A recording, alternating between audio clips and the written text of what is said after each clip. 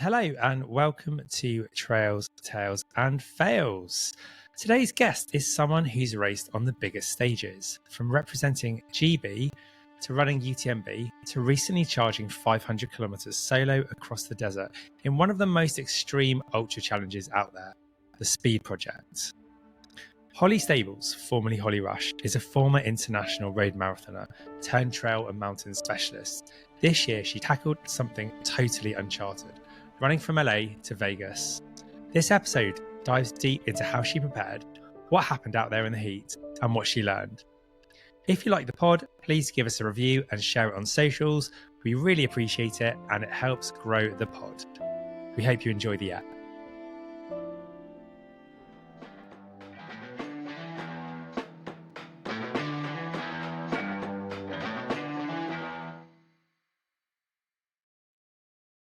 Hello, Holly. Hello. Hi. Hi. How are you doing? Good. Great to have you on the podcast. How's things? Thank you. Oh, things are better than they were 12 days ago. I think it's 12 days post TSP. Yeah, I can walk and I can remember my name and I'm cleaner. So yeah, I feel much better than I did 12 days ago. I think I've even seen on one of your stories you've been in the gym. I went to the gym today. Yeah, that was interesting. Yeah. Oh. I went for a little jog yesterday actually because I was in Cornwall. I basically came home and basically went straight down to Cornwall. We're really lucky that we have like a friend's house that we get to use quite a lot, and it's really beautiful and really quiet, and it was just perfect. But it was like we got back, like I said to you earlier, landed, had the most horrific jet lag, and then got straight in the van pretty much and drove down to Cornwall. And it was like, just keep awake, like slapping your face to get down there. And then we just got there and unloaded. And yeah, so it was nice to chill out. And then it was my last day in Cornwall, and I was like, oh, I'm going to go I'd been walking with a dog most days, and that felt fine. I was like, oh, I'll put my running shoes on, and if I feel like breaking into a jog, I will, and see what happens. And I think I saw that you might have done that. Yeah, I did. And actually, I ended up going out. When I say I was out for like an hour, but I wasn't running the whole time. I was doing a lot of, oh, let me just stop and film that. Let me just, check my emails and things like that and do some pictures. And yeah, it was really nice. And I actually felt fine. My body feels fine. I just felt a little bit like, it's really weird, almost like my legs are a bit jelly-like. But in terms of, I mean, we can talk about that later, but in terms of any sort of niggles or painful spots or hot spots, I have absolutely nothing. Which is incredible. Yeah, I didn't have anything like that. I felt like really quite nice and loose. In fact, any of the sort of tightnesses that I had before the race, I don't have now. And I didn't experience it actually in the race, which was a godsend. So today I went to the gym and got back into lifting because I've had a lot of muscle wastage. That's the thing that's been really obvious to me. And I also lost a considerable amount of weight for me, like after the race, just started coming off, even though I was trying to eat, although again, my appetite just went and it's only just come back now, which is unusual. Like normally after ultras, my appetite's gone for like a few days, and then normally the week after I'm ravenous, but that hasn't happened. I don't really know why. But yeah, so I need to get back in and build up that muscle that I've lost, but gently does it, because I felt I had to have a nap when I came back from the gym today, and I didn't do that much. It was just making my body go through those range of movements. Sounds like perfect, a gym session and a nap. Yeah, I know. Yeah, No, my emails will appreciate that. We're definitely going to get into that into more detail because we're all fascinated to know exactly what happened over in America. But to start with, we always start with a couple of icebreaker questions, one of which is a celebrity pacer and who you would have running alongside you. Well, it was between two people, and if I can only have one, she would have to probably be on her mobility scooter, which would actually be ideal because she'd be able to carry snacks. And that would be Miriam Margolis, because I absolutely love her. She's hilarious. Hopefully you know who she is. Yeah, I know who she is. Yeah. She's a comedian, isn't she? Comedian. She's in Harry Potter. Yeah. She's an actress. Now I know who you mean. Yeah. Oh, okay, got it. Yeah. She does a lot of farting, a bit like myself. So I think we'd be able to sort of work in harmony. She's a very outspoken character, isn't she? She's very outspoken and she's really funny. She swears a lot, and every time I watch her, she just makes me laugh. And I love her in Harry Potter because I love Harry Potter. So to have her on her mobility scooter, I think she'd be really wild. So that's who I would have. That's a great shout. Go on, you've teased us. Who was your second one? Well, second one would be Louis Theroux, because I love him as well, and he's really funny. I think he'd be a crap pacer though, because I don't think he's a very good runner. In fact, I don't see him as doing any sort of fitness, but he would be really interesting, and he'd probably ask me questions. And yeah, so it was between the two of them, and actually they've done stuff together as well, which makes me, I like them both. So, and but all it the chat he could provide a lot of chat, couldn't he? Yeah, he could. Yeah, he's good at interviewing as well and getting the best out of people or the worst out of people. So I think he'd be really good to have alongside pacing. And I'm assuming Gary House, he'd be number 3. No, I've had enough of him. Okay. Yeah, great answers. And I'm also glad that we've already brought farting into the conversation, because the next question is guilty pleasures on a run. And this usually ends up being music or food. But I was just thinking to myself, one of my guilty pleasures actually is just good fart. To fart. Yeah. Without anybody being around. So well, I had plenty of people around at the TSP. So, well, not plenty of people. I had people with me definitely from day 2, and poor Gary. I mean, I don't really hold back with stuff like that, because it's just like, well, I'm not going to hold a fart in for like 500 kilometers, am I? And so I just said, at one point, I did one so loud. I was running behind him, and he was like, fucking hell, what are you putting a coat on for? He thought I was zipping it up. That's what it sounded like. I'm not. So yes, that was quite funny. And oh wow, I did brief them all before that. Obviously, because the courses, especially when you get out of LA, the course that I chose is, there's not really much around. There's no which was an issue, obviously, with the heat.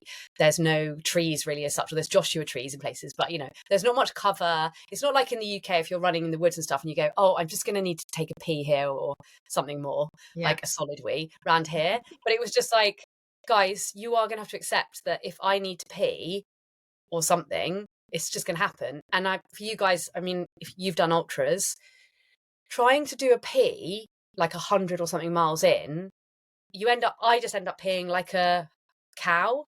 So I'm just standing there. I can't bend down. Sorry, we've got this far already. I can't bend down because I can't get back up again.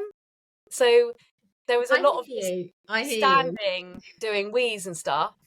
And I'm just like, and also that's the other thing, the biggest thing that you should always have, and I've learned that myself, is having a pack of wet wipes, because there's nothing worse than there's no grass or like anything to help. So I would just be like, sorry guys, I'm gonna have to do a wee, and it's like, I need to do a wee now. And so that was fun. So they've seen everything. I know it's on camera when I go over the power lines, because Peter, who was filming me, he ran like 6 kilometers out, and we went over this little brow, and then I said to Gary, I was like, oh, because I thought he said, I'm going to head back now, and I was like, oh my god, I need to pee so bad, and I would just drop my pants right in the path, and then I was doing a pee, and Gary was like, Peter's still filming, and then Peter's like this. Oh. I was like, I hope you got that, because it needs to be in the documentary. I really don't. It needs to be edited carefully before it starts going out on like YouTube or anything like that. Yeah, there was lots of instances like that. I know somebody who has a similar approach to toilet habits on ultras. So yeah. It is what it is, right? Yeah, but it's like, what do you want me to do? I'm not going to pee myself. Well, I have peed myself in marathons, but that's different. But in ultras, I've got to go now. I just don't care. Don't care. Sometimes, well, particularly with Max, like, what, you're just going to go just to the side here? And I'm like, yeah. I don't find places. I can't waste time like that. So it's not just me. She's so fast as well. We were doing, was it the Autumn 100? And you'd be like, I'm going to stop for a pee. And I think, yeah, great. I get like 2 or 3 minutes break and just wait for Sarah or what have you. But she's like in and out in 15 seconds. It's really good. You have to be like that, because I mean, I'll be waiting for Pete while he's having a pee, and I've done mine. Yeah, it's a skill. Anyway. So is that your guilty pleasure, or have we just skipped over to talk about toilet habits? Any snacks, fueling Oh, songs? didn't want any food in the race, but I do love listening to interestingly though, I downloaded books. I was going to learn French. Oh, By the time I got to Las Vegas. I downloaded all this stuff and I listened to one podcast on the way, and then that was it. And then I put music in for the last it was a marathon into Las Vegas, and I put music in, but actually after a while I just turned it off because it was just like grey noise, white noise in the end, because I couldn't really focus on anything. But yeah, I listened to, so after all of that, I didn't really listen to anything. But when I'm at home, I love listening to podcasts. But then when I'm doing like speed work, I love listening to I love house music, like hard house music. So I have stuff like that. That's my guilty pleasure, I suppose. Good. Yeah, I'm glad we finally got an answer Yeah. to not S Club 7. Yeah, that's what I would go for. Yeah. I did actually get down to some very bad depths at one point. I actually had, what did I have? Girls Aloud, which Ali Bailey had made me listen to, and The Greatest Hits of Take That. And I got through like 2 songs and I was like, I can't do this anymore. Oh, that's made me a little bit sad. Yeah, oh, sorry. No. I went back to like John Digweed and Dave Seaman sort of stuff, back in the day. Oh, I think it's time to move on now then. Yeah. So we're going to go back in time a little bit. We won't spend too long on it because we're going to mainly talk about the recent challenge that you've done. So if I'm wrong with any of this, please correct me. I sort of have done my research. I think I've got it all right. So my understanding is you started as a fun runner, pre-competition. So what's your backstory with running? Like how did you go from running recreationally for fun to then getting into more serious competition? Yeah, I mean, I didn't run as a kid or anything like that, or at school. Well, just like the stuff we had to do, but I hated it. And then I went to university in London, and one of my friends was doing the London Marathon, and because I was in London, I went to watch it. So that was 1996, the hot year, and so I watched it, and yeah, I just saw all sorts of people running. So I just thought, I don't know why. I just thought, okay, I'm going to do this next year. I don't know why. And then I had to do it through Charity Place. That was when, you had to do it and make money. So I did that year. So it was 97 that I did it. And that was the wet year. So everything chafed because I was wearing a cotton t-shirt and rugby shorts. And then after that, yeah, I don't know what it was. I just was like, actually, that wasn't too bad. I just don't know. I just quite liked it. And then from there, I signed up to a gym, and then I just ran a bit more. And then the next year I ran 3 hours 14 or something, which obviously was pretty good. And then I ended up being a bit stupid and doing too much, and I broke my foot, and it was just it just didn't go very well. And so basically I sort of lurched between doing gym stuff, running a bit, messing about. And it wasn't till I actually moved back to Bath, I got a job back home. I was working in sport. I'd become a personal trainer, and I was a manager of a health club and things. And so I got a job there, and I came back, and then I just trained a bit. I used to do all my training on the treadmill because I was working all the time. So I just ran on the treadmill before work or in between clients and stuff. And then I did, I printed off the training stuff, like Runner's World thing. So I started doing a bit more faster work because I kept running the same paces on the treadmill. And then I ran 2:57 in Berlin. And I was like, okay, that's it. My dream's come true. I've ran under 3 hours. That's amazing. And then someone in the gym said, have you thought about getting a coach and joining a club? And that's when I went to Bath Uni, because it was right next to where I worked, and joined the club. And then I contacted the coach there and talked to him about what I did, which was very little. And he was like, oh, okay, I think you could run considerably faster. Let's give it a crack. So that was in December. And then so I started training in January, and then I went to London in that year. I can't remember what year it was. And I think it was 2004 or 5. And I ran 2:48. And it was like 2:48, and it felt the easiest thing. I remember there's pictures of me high-fiving people, having a great time. And then after that, he said to me, you didn't really give it your all in that, so we need to maybe do more. And then I started doing track work and stuff like that. And then every time I did a marathon, which was sort of every 6 months to a year, every 6 months I would knock off 2 minutes. And then quite quickly I got contacted by Bud Baldaro, who was a legend in the sport, who dear man, God rest his soul, and he gave me my first sort of GB friendly vest, you know, which they don't really have so much now. It'd be more like England vests. So I got to wear my first GB vest, and I went to Singapore to do a marathon, but that was just hell. And then from there, I just got quicker.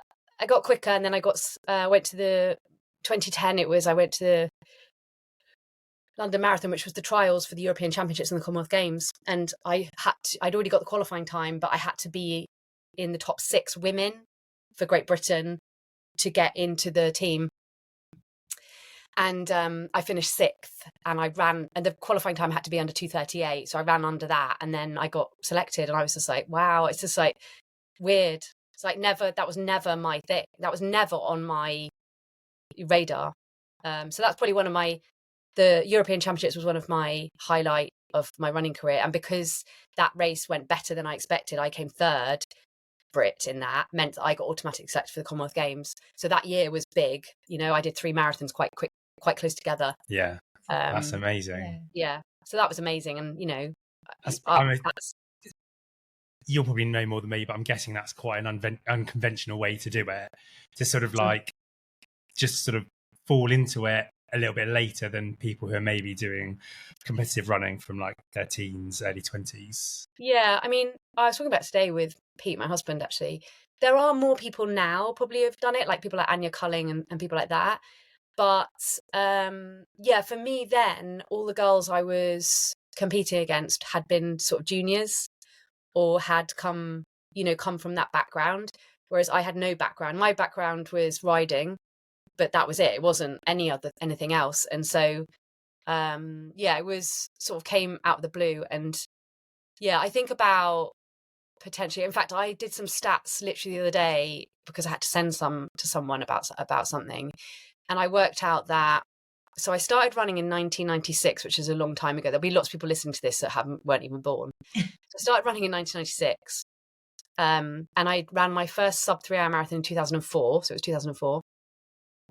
And since then, so what's that, 26 years? Is that right? 2004, 23. No, 23 years. No, 21. 2004, 21. Yeah, sorry, Claude. Oh, gosh. I've got an excuse. My brain's still fresh. Yeah. So 21 years, and I've ran 31 marathons under 3 hours. Wow. With the exception of 2 that I paced. So I paced my friend Kelly at Pisa last year, and I paced my friend Aaron in Paris Marathon as well. So there's 2. So I've done 34. I don't know how many. Oh, I've got balloons. So I've done a lot, and that's not including trail marathons and obviously ultras. So so I've got to try and keep that that thing going, I suppose. Yeah. Yeah, just a quick one. Did you see those random balloons which just went across the camera? I do get that sometimes on mine. Like I'll get a thumb and then I get balloons. I've had fireworks. Okay. Well. Yeah. Never had that before. I was like, oh my gosh, what's happening in the settings? Like, yeah, no, it's all right. I think I get that. Maybe it's mine. Okay, fine. That's fine. So what was the journey from sort of a lot of road running to trail running? Why the switch? Yeah, so I never did. I had to do cross country, which I hated. So that's quite different, I suppose, to trail running. But I mean, there wasn't trail running when I ran. People hate like old school people hate the word trail running because there's no such thing. It's like you're fell running or you're cross country running, or you're mountain running. So I ran towards the end of my that sort of side of my career. I ran 5 marathons within about 5 seconds of my PB, all at the same times. And I'll be honest, I was getting to the point where I was just getting sick of it. I was getting really frustrated. It was all about times. It was all about hitting splits. It was about track on a Tuesday, late at night, having to get up next morning, do 14 miles before work. And it was just relentless. And I'll be honest, I was sick of it. And I just kept running the same time, even though I was changing things and going to different places. And, I wasn't getting any faster, despite my shorter times actually did suggest I should be able to run under 2:35, which is what I wanted. And I just wasn't getting it. And then I went to Houston in 2012, which was part of the American trials, to try and run again the time I should have ran. And I didn't wear a watch because I thought maybe it's my brain stopping me from doing it or something. And I came around the corner and it was like, it clicked like 2 seconds over my PB. And I was just like, I just had enough. So I basically just did something really crazy. I'd always wanted to go to Nepal. So I came back and I found this race. It was the first year of the Manaslu trail race in Nepal. So I booked it and I went to do that. So it was like I'd gone from that to doing no trail to running in the Himalayas. And it was a 7-day, multi-day thing. I'd never done that before either. So I went to do that, and I just fell in love with it. I hated it to start with because I couldn't understand how I was running this slowly, and I'd never been to altitude, like that sort of altitude. And I just fell in love with it. And then from there, I heard about this race called Comrades, which I'd never heard of. And everyone was like, "Oh yeah, and if you want to do ultras and you're actually a road runner, you should probably do Comrades." So I entered Comrades that next year, 2013. So I went to do that, and that went really well.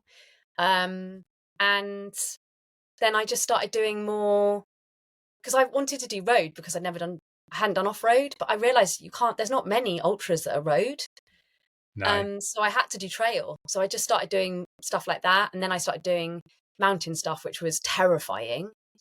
But then I got selected to go to the World Mountain Champs twice, which was hilarious. I don't know why, but I did, because I was still fast enough, I guess, for my marathons that I could still deal with the technical terrain, but it was a mess. I mean, I fell a lot.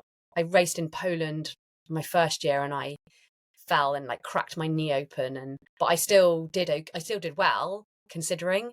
So yeah, and that's where it went. And then I just more, and then I was like, well, the natural progression is to do 100 miles.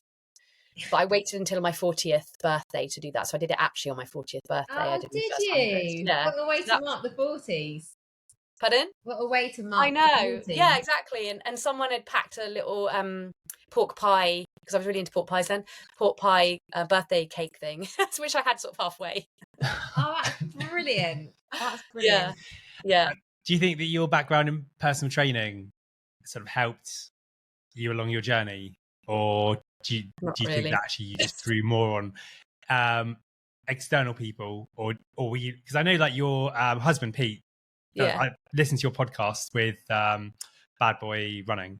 Oh yeah. You talk about how you do a lot of the running side of things, and you double up, and he does the strength work. Yeah. So he's obviously a really big influence. I'm guessing he's a really big influence in your strength work for running, because you said he was amazing. Did you have any of that sort of influence in the training that you were doing, or not really at all? No, so I was really bad at doing. So when I was trained at PT, when you're trained as a PT, it's crap, really. You think you're told that you can go away and you're a personal trainer and you can do this and do this. And I did the highest level of PT that I could, but nothing. It's like with coaching as well. I think it comes with experience and and extra learning and talking to other people and all of that sort of stuff, and being coached. So I think it didn't help me at all. I mean, it kept me in the sporting realm, and it also helped me meet Pete, because we met each other. We've both been previously married, and we met each other when I was working when I went for this job in Bath, and he came to have an interview, and I employed him because I needed staff, and he'd just trained as a PT. That's the hilarity of it. And then we both went off and got married to other people. That's another story. Wow. But yeah, so Pete's a phenomenal strength coach, and he's devoted his whole life to it. And he was a competitive power lifter himself. But I realized in 2018 that I just kept breaking all the time. It was UTMB, and I went into that with another stress fracture. I had many stress fractures. I didn't look after myself, and I didn't do any strength training. I didn't eat properly. I wasn't happy. Everything wasn't good. And it wasn't till I was just like, do you know what? I think sometimes some people might be listening to this where you're in that circle, and I just sort of waved the white flag in the end. I was like, my God, I've got to change something. And that's when I said to Pete, because we were friends, and I said, I really need your help. Can you help me? And he started doing strength training, and like a typical endurance athlete, I was like, I cannot see anything happening here within a couple of weeks. I'm not sweating. I'm not, I was just being stupid. He's like, no, honestly, believe, we cut it all down. And everything I'd done before was just massive volume, and I was knackered or really sore, so I couldn't run the next day. So I was like, well, I'm not going to do strength training because it doesn't work. God, and he changed all of that. So familiar. Yeah, and he changed all of that. And so since 2018, touch wood, I've not had an injury. I've not had a bone injury. I'm much stronger than I ever was. I could do like pull-ups. I never could do a pull-up. And yeah, it was just amazing. And it's just changed the trajectory of my running and just the way I feel about myself and the way I looked, because actually when I was a marathon runner, I was just skinny and just unconditioned and just, you know, my bum was slipping down my legs and, you know, all that. And it's like now, yeah, it's like it's a non-negotiable for me to do strength training, and I'll have to do it forever. And you enjoy it a bit more. Yeah, I do really enjoy it. Yeah, I enjoy it because it's not painful, and it's not all consuming. You don't have to do a lot of strength work. If you do it properly, you don't have to do lots. I mean, I'm only in the gym twice a week, and I could do my training in half an hour, and get strength gains from that, as long as you eat loads of protein. That's the caveat. Yeah, I do love it when you when Ali Bailey's in the gym, loving. Oh yeah, Ali. I mean, Ali's turned into this nasty little strong beast, and she loves it. I mean, I don't know if you know. I don't know if I can say on here, but so Pete now coaches Damien, and it was his main thing was like, I'm depressed that my girlfriend can lift heavier than me. So yeah, so it's oh my gosh. Yeah, Ali can leg press way more than Damien. You're gonna have. I'm like, stop saying no comment at this point. So I feel like to split loyalties. You're speaking to him on Friday. You can give him some shit. Brilliant. Maybe you can drop that in. But yeah, he's am I allowed to? Because I will. I'm sure you can. Yeah. I'm speaking to him tomorrow actually. But yeah, he's got a lot of work to do. Put it that way. Speaking of Damien, and we only like 2 minutes, just because obviously this isn't about Damien, but incredible run at the Northern Traverse. Yeah, but I mean, it was only 300k, so yeah, that's fair. I already told him that. And so the banter start. Yeah, I feel like you can look down your nose at that one. Yeah, I was like, I honestly feel like I could say that so much now, because there's not many people that have run that far. I'm just like, yeah, but it's only 100 miles, you know, and it was quite cool. Oh, brilliant! Anyway, let's move on then. Rob, you want to do the truth or lie? Introduce the truth or lie? Truth or lie? Yeah. So yeah, just to break things up a little bit, we play a little game every episode. So yeah, we will ask you if you've got a statement which can be true or false, and then between us we'll all try and figure it out. I can see Max is drawing the score grid because he takes this very seriously. Okay. Shall I go for it now? Yeah. Go for it, yeah. Okay, so my first truth is before I started running, I was actually a jockey, and I worked in Newmarket, and I had my first ride as a jockey at Goodwood. Oh, that's near us. Well, you have already mentioned that the other thing that you did was riding. How old were you when you were a jockey? Wow. So I had my first ride when I was 16. What was your horse called? The horse that I rode at Goodwood was called Razor Starfighter. Raisin? Razors Starfighter. Yeah, stupid names. They were stupid names. Raisin Starfighter. So that sounds like something for Star Wars. Yeah. How did it go? I think I came like top 10. I didn't do massively well. I think when you're like early to that, isn't just like staying on quite a big thing? Says the non-horse rider. Yeah, literally, I know nothing about horses. Do you still ride? No, I don't actually. I think I'm going to lock in. I think I've got an answer. I mean, the elephant in the room is you started by saying it was a truth, so I'm going to go with. Oh yeah, but exactly. I'm going to call you a bluff. I'm going to call you a bluff and say it's true. I'm going to go true. Okay, I'm going to go false, because although she's ridden, she hasn't talked or mentioned in what we've looked into. There's been no. I'm going to say false. Okay. I want it to be true. I also want Raisin Starfighter to be a thing. Is it true or is it a lie? It's actually true. Oh, yes. Holly. I'm just trying to see. I have got a photo somewhere. I don't know where it is. No, I'll find a photo, and you can. I'll find it somewhere. It's quite impressive though, because Oh, actually, well, here's my parents at the races watching me. That looks like something from the 40s, doesn't it? Oh my gosh. Yeah. Awesome that you just like, competed and was a jockey in Goodwood and then went into running. Just like that. I mean, being a woman, a girl, you don't, it's very hard. You're never going to get anywhere. It isn't now, like you have more chances now, but then, no, it was really, really hard. You have to sell your soul. Mm. Right. Next one. Was there only one? Did you do one or did you do three? No, I've got two, but I can do another one. Okay, ready. Okay, yeah. Sounds good. The next one would be great. Thank you. Let's go for it. Okay, so my next big aim, I'm going to do something completely different. I'm actually going to be training, and I've entered for, this is the end of the year, a bodybuilding competition.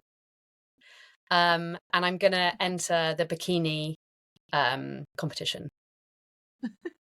I don't even know I'm laughing. There's no link.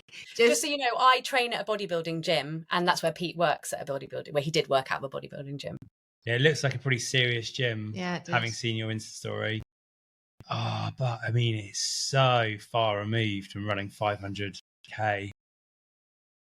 Do you worry it'll affect your endurance by having larger muscles? Oh, it's not even so much about having larger muscles, though. It's about physique. It's the way that it's actually mainly diet. So you have to build yourself up. So you bulk up. So the next stage now is bulking, and then you strip down for the competition. That's going to be the hardest bit. So you basically have to. She's talking like she knows. Yeah, but PT backgrounds. Bodybuilding, actually, strangely, they don't actually do much strength work. Do they not? No. Are you quite into the whole diet as a nutrition side of things? I like to eat. That's going to be the issue, because you have to strip back your eating before the competition. So you reveal like your muscles and your body, whereas you bulk up and then you strip back. I mean, it's a weird thing, but it's slightly different with the bikini competition, because it's slightly different. You can be a bit more, you're not so big, you know what I mean? It's more about physique, Do you have to bronze up? Oh yeah, you have to. What are you doing there? Yeah. It is like creosote, because we've been to quite a few bodybuilding competitions with friends, and Pete actually did some photography and some filming for some people in the gym. Yeah, and it is like a whole different type of thing. Have you always wanted to compete in this sort of thing? No. Right. No, it's just something different. I've got an answer. Okay. So I'm going to say she knows her stuff, but it's not true. And definitely, if it was true, it wouldn't be an exclusive on this podcast. So I'm going to go with, I'm saying lie. All right. I'm going to say, because you are so adventurous and taking on big challenges, and it's like, why the hell not? Let's just give it a go. I love that. So I'm just going to say true. Why not share? True. I'm going to say true, because obviously you seem to know quite a lot about it. There's also someone I follow on Instagram who's literally just done this. And I think she just competed this weekend. Yeah, there's actually, again, my brain's like mush. There's a really good female triathlete, I have to remember her name, who actually has done a couple of ultras, some of the Centurions. She's gone on to bodybuilding, and she's phenomenal. Yeah, I'm sure I've seen long this. hair. I'm going to lock in and say true. Right. Okay. And the answer is hell no. Although actually, it is like watching, obviously getting to know everyone in the gym and the girls that do it and the guys that do it. It's it's a really hard thing. I wouldn't want to do it mainly because of the eating thing. That was the thing. It's not healthy. It's really unhealthy. And also, I'll be honest, the reason why most of them are the way they are is because they're not clean. So that's just a part of it. You can enter natural competitions, but you look very different. So, and that's obviously not the path I'm going to go down. But the thing for me is the food. I don't want to go down a thing of restricting food and eating. I personally don't think it's a good thing. Oh, you know a lot about it. You answered a lot of questions on it. Yeah, I do know. I really did believe that was true. And well done, Max. Yeah, you won. I feel like well done. As I've won, we could probably just leave that little game there. No, we're gonna just. I haven't got another one. I haven't got another. I'll have to pick No, something. you don't need one. Well, I'll take the win. Okay, right. Okay, right. So, let's talk about the speed project. Solo, 500 kilometers, no rules, no sleep. So the big question we've got is, what made you say yes to that challenge, and how did it come up as one to do? So I got invited in 2019 by Niels, who is the founder of the Speed Project. And he asked me in 2019, because it's an invitation only. And I just said, no, 500 kilometers is insane. Thanks anyway. And it was quite new then. It was the first solo they'd had relays, because there's the relay and then there's the solo. And then as time went on, my good friend James Poole, I don't know if you know James Poole, he ran the solos, and we're quite similar in terms of stuff we've done, races and stuff. We met at a race ages ago. And I'd been following him, and then particularly last year, I got really obsessed with it. I don't know if you watched it last year, there was the Rah Rah girls that did it, some indigenous Mexican women who ran it as a relay in their native dresses and sandals, and they ran the whole way, and it was just so inspiring, and like mothers and their daughters, and it was a really big thing on social media. And it was just, I loved watching just how this community came together. And I said, I really want to do it next year. And Niels reached out again via James. So you like say you have to be invited, and it's normally if you know someone that's done it. And James had kept saying all the time, like, you need to do it. And then I said, look, I'm ready. Not really fully understanding how hard it was going to be. And so, yeah, he invited me, and you get an invite, and then you have to fill out a form. And actually it's like an application where you basically say why you want to do it. So they're not into inviting like influencers or make to the relays maybe, but the solos are about people who have got a story, and there's a real reason behind why they want to do it. And you have to just sort of explain that. And that's what I did. So it was the end of last year. Well, sort of, I don't know, middle of last year that I was invited. And then that's where it was like, I started thinking about what I needed to do and who to be involved in it. Was it quite a big process in making the answer, like for you and Pete to go through it and to break it all down as to what it would entail? Yeah, I mean, the biggest thing for me was obviously the cost of it. It's a lot depends how much you're going to put into it. I mean, we certainly didn't have as much help as other solos did, and then there was other solos who did it unsupported, where they, even in a way you think actually it's probably easier sometimes, so you just carry your own stuff and just bivvy everywhere.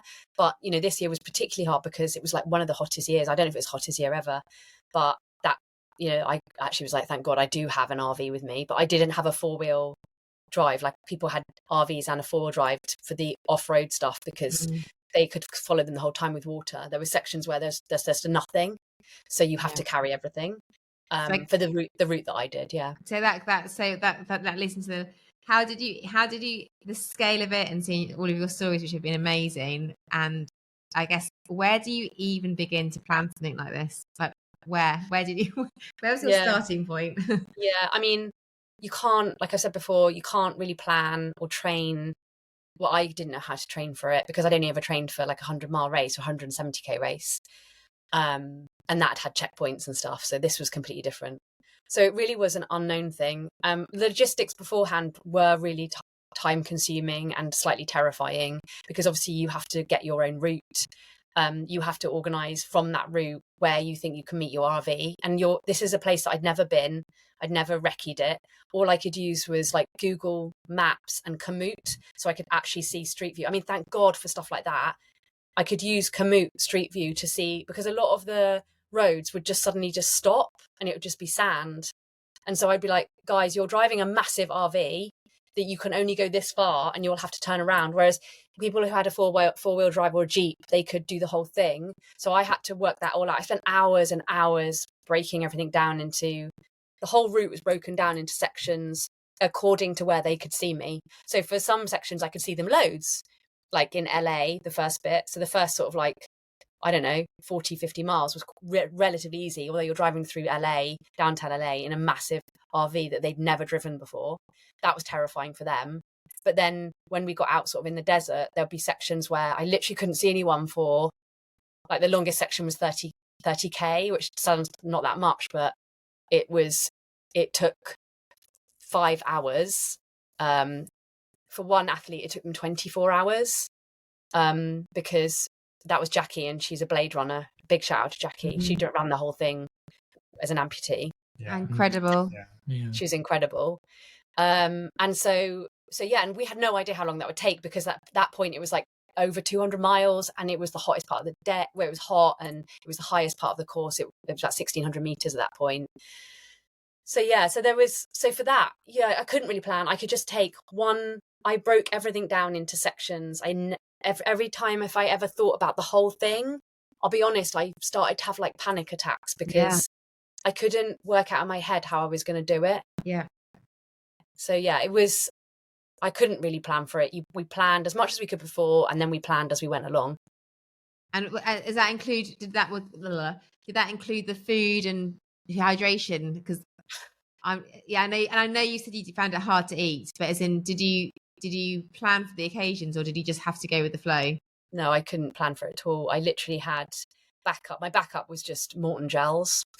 I got through so many Morton gels, because that's all I could put in my mouth at one point, because even that I didn't want to put in my mouth, but I knew I had to, because day 1 and 2, the heat was so extreme that I just couldn't. Every time I put something in my mouth, I was just like, by the end of day 1, I was trying to put something in my mouth, and I was just gagging it up. It was all coming out. And I was terrified, because I was like, I know that this is an eating game. I can't not eat, because I'll just stop. So for me, it was, I didn't have any. I know a lot of people had like detailed things with like, this is what I want at this point, this is what I never had anything like that, because I never have anything like that actually in races, because it doesn't work that way for me. I just have backup gels with me, and then maybe a banana. So I started eating bananas. I could eat bananas for some reason. And then when I'd get back to the RV, they would just try and say like, do you want this? Do you want that? And things like I'd have an ice lolly when I left the van, because it was so hot, to keep me cool, but just to suck on, to have something. And then just things like even the water that I was carrying in my bottles, it was so hot, like the water was like boiling in my bottles, and I could taste plastic. And for some reason, I could just taste washing up liquid in my bottles the whole time. And it was like soap. So it was like everything was just, but all the time I was like, I just have to drink it. I just have to drink it. I just have to do it, because I've got no choice. Yeah. God, it sounds. Oh, it's gross. I mean, it was really bad. And it was like day 3, I think, where I just suddenly, thank God, I was coming into a town, and I was with Gary, and I just said, I really want burnt meat now. I really want a burnt chicken burger or something, and I want mayonnaise all over it. And it was like 40 degrees. Gary at this point was actually really struggling, and kept on like bending over, because I thought he was going to be sick. And I was like, this is what I need. And so when we got in, I got like a gas station burger, and I just ate it. And it was like, oh my God, I'm eating. Yeah. I bet your crew was so relieved as well to see you get I think they were really worried, because they were just like, you just need to eat. You just need to eat. And Pete would just sit there and spoon food and feed into my mouth, and I would just be like this. Aww. It's nice to break the rut as well, to actually go into a shop and realise you're a human again as well. You're not just in this race with just you and your crew. Yeah. So I had a lot of gas station food, like pizza. I had some pizza. I had like a chicken sub at one point. And I had lots of lollies and things, and then a Mountain Dew I was drinking as well. I mean, it just was like whatever I can get in. I just didn't care. Yeah. Beer. I took 0 beers, because I like beers. So I was having those like at 10 a.m. Oh my God, that's brilliant. And what else? Cereal I was trying to eat. I would force myself to eat. They would like, no, and they'd put the bowl back in front of me saying, you haven't finished this, you've got to try and eat it. So I would do that. What's that? Yeah, amazing. Yeah, it sounds like it was certainly a process of getting fuel in. But I did love the stories about the ski suit preparation in the heats. Tell me, is the ski suit now tucked away, or is it still somewhere just in case? Do you know what's really funny? Actually, I found it's been in this plastic box. Luckily, I have washed it, because that'd be so grim, wouldn't it? Flies would come out, and the moths. No, I was gonna take it to charity shop actually, because I'm putting stuff together in the charity shop bag.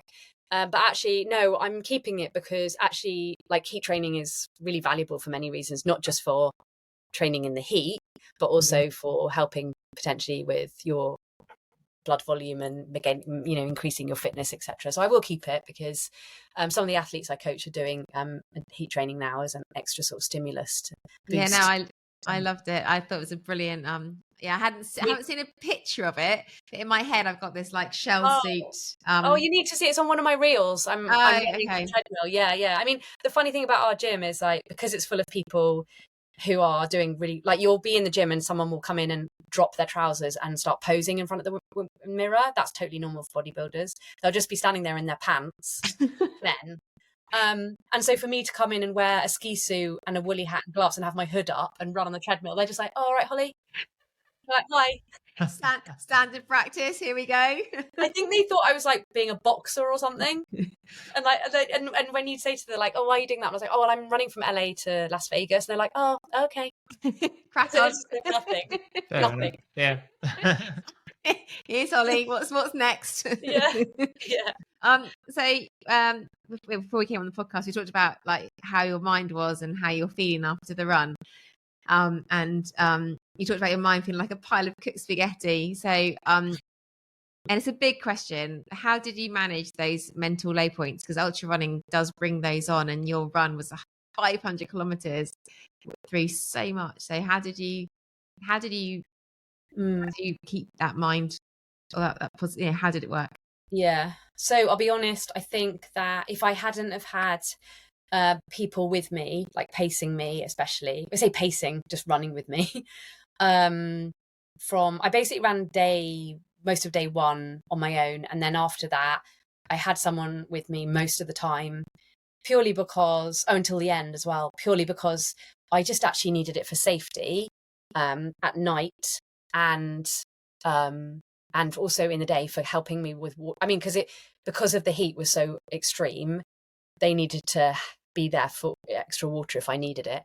So having them with me and being really positive and upbeat and just keeping like, because I couldn't really talk back a lot of the time, or if I did, it was like grunts or just like, please, when will this end?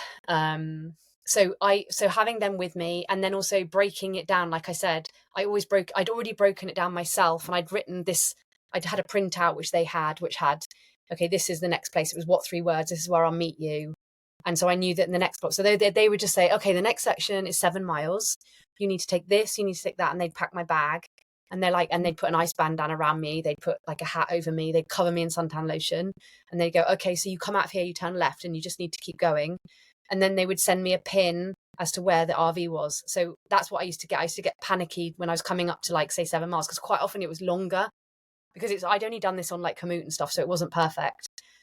So I would, if I had a pacer with me, be like, oh no, it's okay. It's especially a lot of time I was running in the dark, so I'd be looking for lights, and I couldn't see any lights, and I'd start to panic, and they'd be like, no, it's just, we're not far now. And when someone says it's a mile, but when it's a mile and you're like, you've been running for 250 miles or something, it's like, I don't care, I just need to get to the RV. Because every time I got to the RV, I would call it a reset button, whereas they would take my pack off, they would give me try and make me eat food. I might put my head down for 10 minutes or, whatever, change my shoes, things like that. So it was, and then I did have my sleep breaks. Like every day I had a sleep break, but that got less and less because I just had to get it done. And so that was, I did have many times where I would say to Pete, like, I don't know how I can do this. I don't know how I can do this. But personally, I will never ever give up unless something breaks or falls off, because I know what it's like to not finish something that you've said you're going to do, and that's worse than keeping on doing it, because I always say to myself that it's like, now I'm sitting here now talking to you guys. 2 weeks ago, I was in the middle of it, and that was 2 weeks ago. That's gone so quickly. It's like 2 weeks. So when I'm doing it, I just think, this time, even tomorrow or 2 days' time, it will all be over. And like 2 days ago before this, that feels like just a couple of hours ago. Do you know what I mean? Yeah. So although you're in it at the moment, you've got to try and think, actually, literally that, and it will be gone, and I'll be here. Like everyone, all the solo runners in a WhatsApp group, and all of us are saying like, oh, like this time last week, we could be back in the desert now. Why do I want to be back in the desert when actually we were like screaming while we were doing it? I call it like ultra amnesia, where you've all had it, where you at the time you're like, why am I doing this to myself? Why do I do this? But then afterwards you're like, actually, no, that was the best bit. It's always that Damien Hall actually asks, that says, what is the why? The why, what is your, the why is a really important factor in. I always struggle with that. People saying there's why. Does there have to be a why? Does it have to be like, I'm just doing it because I love doing things that I like doing things that make me feel alive. I like doing things that push me in a different way. Like I've done loads of marathons. I've done loads of ran in the same races and stuff like that. I want to do something that's completely different and that scares me a little bit. And this scared me, like definitely when I was in it, it scared the shit out of me. And I think that I've said before as well, like to do hard things, you have to do hard things before. Yeah. So I do worry that, and I talked about it on the last section when I was running in, because that's one of the worst bits. It was really hard. It was horrible. It was just road and horrible and hot. And I just remember I said that my only concern is that I feel that I have to do hard things to live, to make myself feel alive, or for some reason there are deep-seated reasons why I know why I do this, and I feel that it's horrible when I do it. Why am I doing it to myself? But I feel like I have to do it. So like, what do I have to do next? Yeah, well, there's a question later on we're gonna that might come up. That might come up. So yeah, there's a lot to, I think chunking how you chunk it, with it 7 miles or knowing what your next thing. I you can can't think of it as a whole thing, or you'll just completely have a panic attack. I can relate to that at the start as well. Yeah, when you're sort of putting those chunks together and it's just like, oh cool, I've done 2%. Another 98. Yeah, I know. It's like, oh, I've just run a marathon. I've got to do another, I don't know how many. It's just horrible. Yeah, park runs, about 75 park runs to go. Matt, people said stuff like that. I just wanted to shoot them. Good job, there's a screen between us. Yeah. Through this journey that you've had, were there any there must have been plenty, but can you share maybe a couple of the surreal moments that will stick with you forever? I'm sure there are so many, but like any nuggets that you think, oh crumb, that's something. Yeah. So the bit for me was the bit that I was dreading the most, which was the power line section, which is the bit that everyone sees where it's just like a line, power lines all the way to LA, and it's on sand, because a lot of it you're running on sand. It's like beach sand, so it's so hard to run. And I'd planned to do that. I wanted to do that either through the night or early in the morning, because I knew that if it was going to be in the heat of the day, I probably wouldn't get through it. So I left like very early hours in the morning. And so seeing the sunrise and you see them come over the mountains, because that part of it is stunning, I'd left Death Valley area and now you're going over this long power line section. And it was the bit that I was dreading because I knew it was going to be hard. But actually I hiked the first half because it's gradually uphill. It's like I think it's like 650 meters climb, which is quite a lot then for about 15k on sand. Yeah. And so we were hiking up, and it was just me and Gary. That was the first time we had no cell service as well, so it was a bit okay. And we came over the top and we got to the highest point, and Gary was like, this is the highest point, it's like we are downhill now. He took a photograph of me, and I'd been following all the way. I knew that I was playing cat and mouse with third Abraham, and I didn't know. So the other thing is, if you take sleep breaks, you don't know which route they're doing. I knew he was doing the same route as me. He could have been sleeping at different places. If I had my nap, he could have gone past me and I'd never have known. So you never know. There's no trackers. There's nothing. Yeah. You get some feedback. So I didn't know if he'd gone past me. And we came over the brow, and I'd been following these footsteps the whole way on sand. And I knew it was Parley's, the leader. And I knew that she was wearing Nike trail shoes, so I could follow them. So weird, isn't it? So I'd followed yeah, no, it's detailed. You've got so much time. I spent a lot of time looking at the floor, and I'd also seen these little hoof marks, and I was like, oh, that's weird. We came over the brow, and there standing were there's wild donkeys in this area. It's just like real Wild West, and there was 2 donkeys standing there. And I said to Gary, oh look, there's donkeys. And he stood there for ages looking, and he's like, I can't see them. And I was like, there's donkeys just there. And he goes, no, there's no monkeys here. And I was like, no, donkeys. He thought he was looking for monkeys. I said, there are no fucking monkeys in the desert. What are you talking about? So that was funny. That was the first time like we proper had a laugh. And then we came over the brow, and then I saw this truck on the path. And I was like, oh no. It was a 4x4. And I was like, oh shit, Abraham got past us. And I was like, oh well, that's that. We were getting closer, and Gary was like, Abraham had a bike on the back of his 4x4. And I was like, yeah, he did. He goes, this hasn't got a bike on the back of the 4x4. And you have blue tape that you decorate, you put TSP and your name on the back of your van. And we got closer, and it wasn't Abraham's name. It was someone else. It was another name, which I didn't recognize. And I was like, it could be anyone. It could be someone else who'd come from a different direction. You didn't know. And then as we got closer, we got self-service, and Gary had messaged back to the boys to say, there's someone in front of us, do you know who it is? And there was a checkpoint that we'd missed, which it's not a checkpoint, it's like a post box when you come onto the power line. And it has a little book where you check in and you write your name and how you're feeling. And there's a little box, and in it are t-shirts. And I'd missed it because I just hadn't seen it. But the boys had seen it when they'd come back. So they were like, we've got your t-shirt. But we looked at the guest book signed in, and the only person that's gone past is Parley. And I was like, oh, shit, it's Parley. And I didn't want it to be that way. I was happy that she was like 12 miles ahead of me the last time I knew. And then obviously it was her. And as we got closer, her crew looked behind, and they're like, oh, hi. And I was like, hi. And then Parley saw me. We were probably about 500 meters away.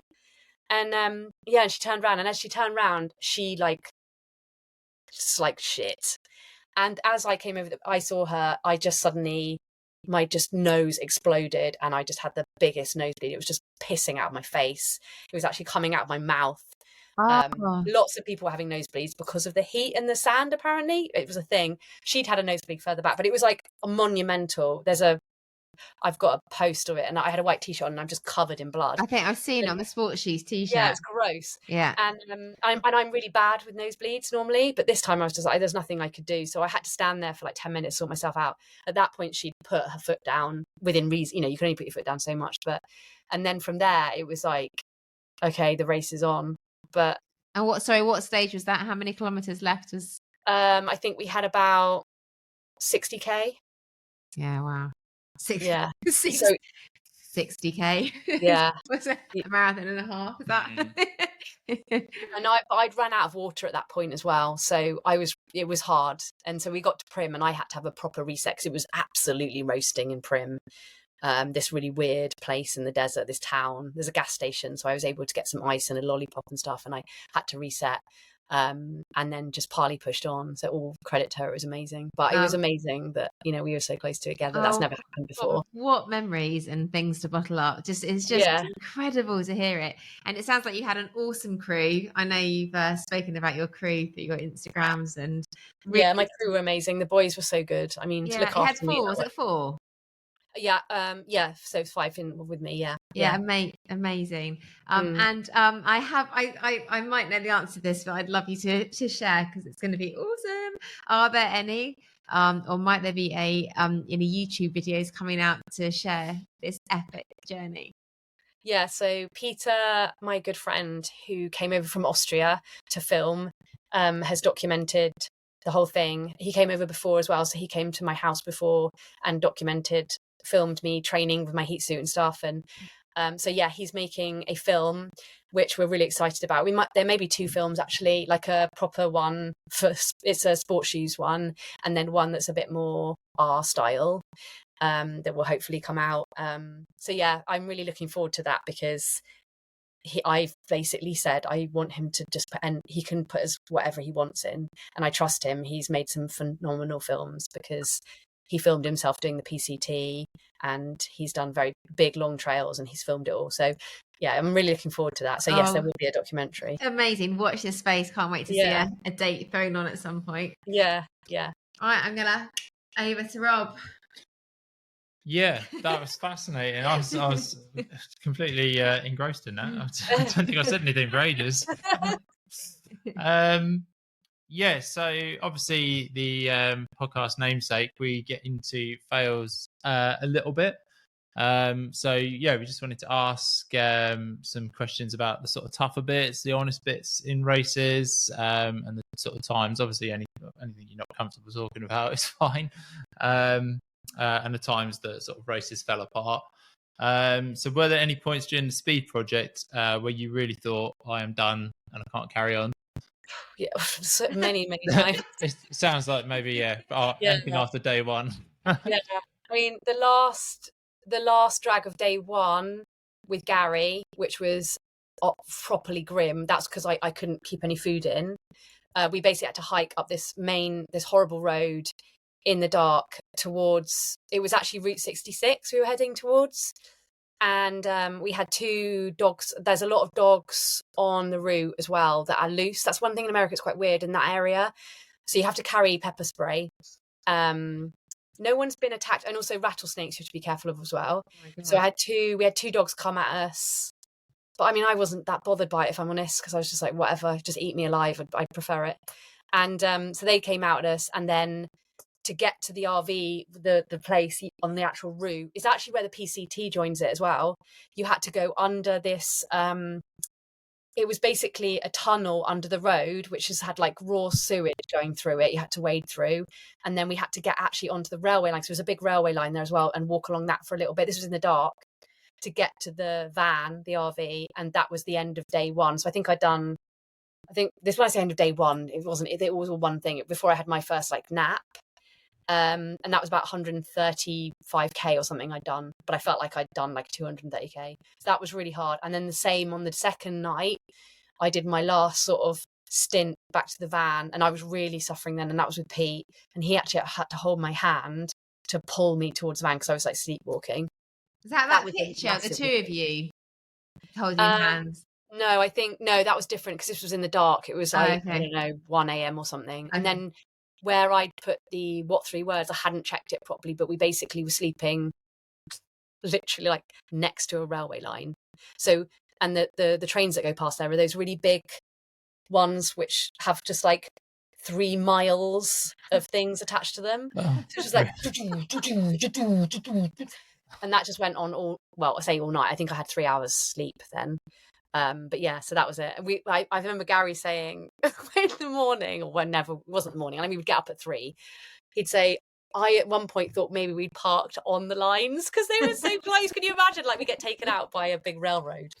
Those were the 2 biggest lows. Yeah. Yeah, I've done a little bit of pacing, and especially with Sarah, I'm not sure how comfortable I'd be if Sarah had pepper spray. Were there any sort of points that Gary had to sort of keep his mouth shut just in case he got a face full? Gary was quite good actually. He knew not to say that much. Like we didn't talk that much, me and Gary. Like he's paced me before at hundreds, and he sort of knows. He's really good. He sets like, he would set a pace and he would run a bit, then he'd walk, then he'd run, then he'd walk, and he could tell if I wanted to run a bit more or walk by the noises I would make. And we would just say a few words. We didn't really say much, and he'd just say stuff like, have you eaten? You need to eat. And then I would pretend that I'd put something in my mouth, and he said, I know that you haven't actually eaten. Can you do it? And I'd be like, fuck. So that was quite funny. But yeah, Gary was really good. And also I looked to Gary quite a lot. I'd say to him, like, I really need a reset here. How long do you think I can get away with sleeping here? Or do you think I should do a little bit longer? Because I needed that reassurance. And he's quite knowledgeable like that. I didn't realize that actually he told me afterwards. We actually went for a drink in LA, Las Vegas together on one of the days we got back. And he told me that he'd been on the phone pretty much all the time to Dan Lawson, and who'd just done his crazy record, Dan and Robbie and James Elson, because they're really experienced, and was saying stuff like, okay, this is really hard. How long do you think what do you think we can do here? And they were giving advice as well. So I'm really grateful to those guys, because with them and Gary, I felt that I was getting that help, because I didn't know. I was like, oh, do you think, because I think I probably would have even slept less, and that would have been massively detrimental to what happened. Like Gary was like, don't rush. You just got to sit now, just put your head down, and then, like you just need to get 10 minutes here, or let's push it to an extra hour. You'll be okay. So he was really good like that. Mm. He was a lazy bastard in the RV, though. He just got in and slept and did nothing. Everyone else. Just to bring it back to centre. I had to actually kick him out of my bed one night when I came back in because he was asleep in it. No way. Get in. Have you ever had a DNF that has taught you more than the finish ever could? Yeah, I actually had one of my first DNFs. I have not had many DNFs actually, because I know how it feels. I had a DNF and on a race I would never ever do again. It was 10,000 meters on the track at Alexander Stadium, and I had absolutely no place being there. I had no idea what I was doing, and I went off at breakneck speed and totally blew up and just stepped off the side of the track because I didn't know how to deal with it mentally. This was very early in my career and I should never have been put in that situation really, but that was awful. And I just sort of like, especially when you're on a track, it's a bit like gladiatorial, isn't it? Where everyone's watching you and focusing on you. And I think the other thing which I've spoken quite a lot about is when you're racing at that sort of level as well, you're in your crop top and your knickers and stuff. It's very exposing, and I just felt awful. And I stepped off and I was devastated. So that taught me a lot. I never wanted to do that again. Yeah, that's good. Yeah. My I did a 800-meter race. Although it was a DNF, it was certainly a track race where I knew that I never wanted to run track again. Yeah, it teaches you something, doesn't it? It's like, okay, that's not for me. Yeah, 100%. 5,000 meters. I did 5,000 meters on the track a few times, and I loved it, and I got my PB, and that was amazing. But doubling that on a track, and the problem is, I went off the 10,000 meters. I went off at 5k PB pace, which is ridiculous. Yeah. Oh, that sounds like a lot of learnings from it. Yeah. I never want to run track. It's fine. What is your approach to challenges now compared to when you were racing marathons?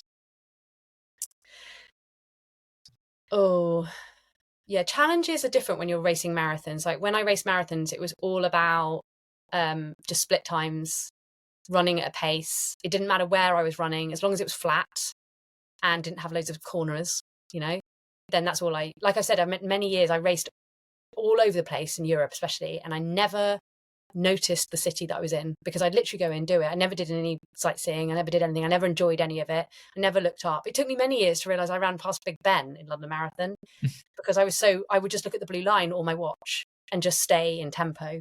So that was a whole different way of running. And now it's very different because, I might do a 15-minute mile, in ultras and stuff. That was a big learning curve that I had to get my head around when I first started doing it. And now it is all about where I do those races. I want to do races or adventures or something in places that make me feel happy or make me feel inspired or light something inside me. So the people I always coach, when they say, oh, do you think I should do this one or should do that one? I was like, well, which one makes you get excited? Which race makes you get excited? Don't do something because you feel you have to do it and that's what you should do. Do something that makes you feel good. Like when you say that word, like, oh yeah, that really excites me, UTMB. If it terrifies you, but you're doing it because you think you should, or someone else is making you do it, then you probably need to rethink why you're doing it really. So yeah, it's all about the experience and how it makes me feel. Yeah, and aren't there some incredible experiences out there which we're so lucky to be able to grab, right? I know. And yeah, it's just getting to do them, isn't there? Like there's loads of races in America I'd love to do. That's the only thing. It's just getting into them, isn't it? That's the issue. But yeah, just always, and I always think that don't ever say, because some people are like, well, I can't do that. I'm like, well, you can do it. You can. Don't ever think you can't, just, plan it. Yeah. Yeah, that's a really interesting point about the marathons as well, because some of the trail runs, ultras you just sort of stop and see these incredible things. But I've booked Valencia and I haven't even thought. I in my head I'm like, I'll just go, I'll run the marathon, I'll come home, and that's it. I'm not even thinking about sightseeing or anything. And are you doing it because you want to run a fast time because it's a fast course? No, I was doing it to go and see my family, and now I've been pressured. Into running a sub 3, and now I'm dreading the training, and then I want to sign up for ARC, and it's going to ruin the training for that. So now I just want to cancel the whole thing. So yeah, I get it. Pete's doing Valencia, so we'll be there. Yeah. That's the reason to do Well, it. there we go. There you go. We can at least get a 0 beer or something. Yeah, exactly. And orange juice. Yeah. And then last one on the fails. So how do you bounce back mentally from the kind of lows that hit in events like TSP and UTMB? What, in the race? Post race. Oh, okay. Yeah, and it doesn't. I know it doesn't affect everybody, but yeah, quite often there can be like this huge focus, can't there, where it's like this consuming event, and then sometimes what happens is it's all over, and then it's just like what do I do with myself now? Yeah, definitely. Especially when it's like people who've just done a marathon, they walk around with their medals for ages, don't they? And you want people to ask you about it. Actually, this time after this one, it's been I haven't had a real low actually. I just felt I felt quite numb. I think that's the thing, because I was just utterly exhausted, and I'd never done anything like that before. And I felt actually very well for the first couple of days, very emotional, but not in a bad way, in a happy way. Like if I talk to someone, I would just start crying, but not in a like, oh my god, it's over. It was just like I felt it was hard to describe. That's like you create this bond with the crew. I felt a real bond with them because of they'd seen me go through it, and they'd also ran so much of it. Like Gary and Pete ran so much of it, so they'd gone through it. And Jake and Peter had really looked after me, and I got to know them. Like I'd really not met Jake that many times before, and Jake saw me again in the most compromising positions.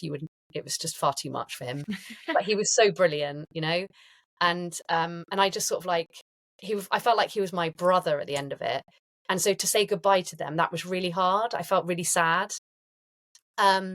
And things like the next day, my coach, mentor, whatever you want to call him, who's coached me for like 14 years, he called me, and he's like a legendary marathon coach, and this sort of stuff's a little bit crazy. He always thinks, oh my god, what's she doing next? And he rang me, and he's quite stoic and a bit of a grumpy old man. And I spoke to him, and I told him the other thing is I'd lost my voice, so I was like whispering quite a bit. And I said to him, like how hard it had been. And he actually just said, I'm gonna have to go on this call because I can't. I'm just too emotional. And he was crying. Oh. For me, that was like really hard to hear him. He's not that sort of person. He's just like, I can't. I could see how hard it was, how bad it was. He said, I watched it and I just couldn't deal with it. I just can't see. I just can't. Please don't do something like that again. I was like, well, I've got news for you. No, but I was like, so for that to happen, I was like, okay, yeah, it's pretty monumental, really. So yeah, that was, yeah. So how do I deal with it? Yeah, I don't know. I just talked a lot about it. I've written lots down. I've written a whole article on it actually, because I had to put it out. It's not out there anyway yet. So I wrote it, but so I sort of tried to journal, but then that was quite hard because I kept falling asleep. And then, yeah, I've just I think writing it down's pretty awesome. That's real. Yeah. That's real. Yeah, I've written quite a lot of it down. I've shared that with like my mum and stuff like that. My mum's been really amazing about it because historically she's always been a bit like, oh yeah, Holly just runs and that's it. But this is probably the first time I've ever seen her be very open and emotional about it. I talked to her last night and about how she feels about what I do and how proud she is of me, because she's never really said that before, ever. She's always been like, oh yeah, okay, have you seen what I've done in the garden? She's very much like that. Whereas this time she was just like, okay, yeah, that's pretty insane. Yeah, but so important to hear and share those words too. Yeah, exactly. I wrote quite a bit about how I felt about the biggest thing that I've had from people is about that I'm relatively old and I've been running for a long time, and that I'm still trying to do stuff like this, that and I just wanted people to I want people to judge me on my performance, not just on my age. I don't want to be compared. I don't want people, because people put people on pedestals all the time, and I'm not being put on a pedestal, and I don't want that, but I want people to judge it on just as a human doing something, not because I'm a woman in her late 40s, but because I did it because I can. Yeah. I saw one of your posts on that, or question on the stories, and I thought, yeah, it's important to share that message. So. Yeah, I think there's a lot of young women that get told they're inspirational, which they are, I'm sure.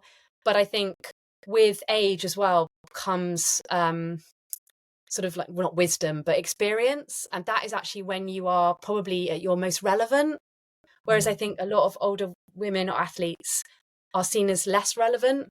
Whereas actually now we're more relevant because we've got so much experience and so much endurance behind us. You know, the likes of like Lucy Gossage and people like that.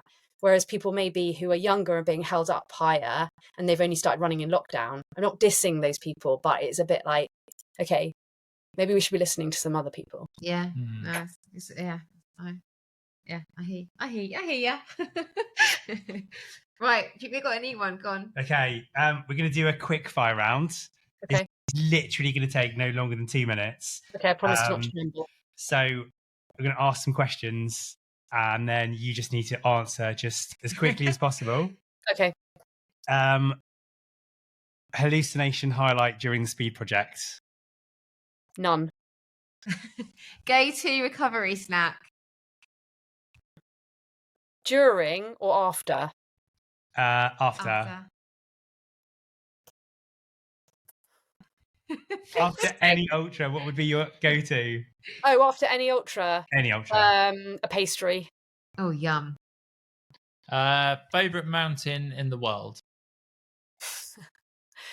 It has to be Manaslu. One race you'd do again? UTMB. Would it? Yeah, because I have unfinished business then. Sorry, I know it's not on the script. Sorry. If you could tell 25-year-old Holly one thing, what would it be? Stop smoking.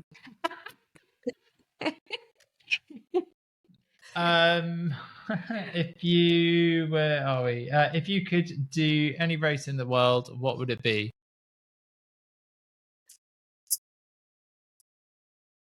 Like this, I thought about this today. If you'd asked me before, no, it's still the same. Western States 100. Yeah. Music, podcast, or silence when running? Music. Favorite piece of kit currently? My TSB hat. Yay, what an answer. Done. Right. Quick fire round done. Go on then, Rob. Last question. Are you ready? Go. All right. It's Yeah. to you. Geez, the pressure. Are you able to share what is planned for the remainder of 2025? Yeah, not a lot. No. Just eating pastries. It's fine. Well, I had got a race in the books until literally today when I realised it clashes with my father-in-law's 70th birthday, which is a bit embarrassing. So I was entered to do UTS 55. But actually, that was a little bit like, it's not that far away, but I was going to just do it to get some stones. Mm-hmm. So that won't be happening. But I have got another race, which I'm hopefully, James, I need to get my entry in. I'm going to probably enter South Downs Way 50k. Oh, on the 30th. Same day. Yeah, same day. So I'm going to see if I'm thinking about that. I will always go back to doing faster stuff. I need to get back to doing stuff like that. Obviously, before I start doing my power bodybuilding competition. But that would have been a good April's Fool's, wouldn't it? Yeah. But I've got nothing else in. The only thing that of course, I've been invited to another TSP event, which I can't believe my finger's even hovering over the button, but it's just far too soon. But I would be interested in another TSP event because there are several now. Yeah. Okay. But, I mean, it's insane, isn't it? 12 days later, and we're still thinking. Yeah, I know. It's just ridiculous. But, yeah, but so if any races out there that people think would be good, then good. yeah. Well, we'll see you on the South Downs Way. This one's doing the 100. Oh, amazing! Oh, you're doing we're get- 100s. Yeah. So we'll see you down there. Awesome. Yeah, that's if I get an entry of James, I still need to message James. I think they're still taking entries anyway. I just need to check. Yeah. Oh no, But amazing. Yeah. Good. Awesome. Holly, thank you so much for coming on. Thank you. You're my first podcast about TSP, so you beat Ali. No, what? Sorry, Ali. When does this podcast come out? Right now. Yeah, I genuinely, I normally get them live the same night. Do you? Oh God, yeah, she'll be fuming. Oh, no. Oh, It's fine. I'm recording tomorrow. Max can take it. sorry, Ali. All questions, Ali, direct towards Max's Instagram. I might not tonight really though. I might wait till tomorrow. But yeah, thank you so much for coming on. It's been so interesting. And yeah, we've been really looking forward to it. It's been great. Yeah, thank you. It's been No, thank you. You saw me at the start. I was far too excited. Apologies. Oh no, thank you for all your messages of support. Honestly, I had so many messages and they've been amazing, and it's been so lovely to feel that support from people all over the world. So thank you everyone as well who supported me, and also helped me with the GoFundMe, because I couldn't have done it without them as well. So thank you very much, everyone. And huge congratulations. Yeah, huge congrats, and wishing you a speedy recovery and good luck with what's next. Thank you. Thanks. Bye. Bye. Bye.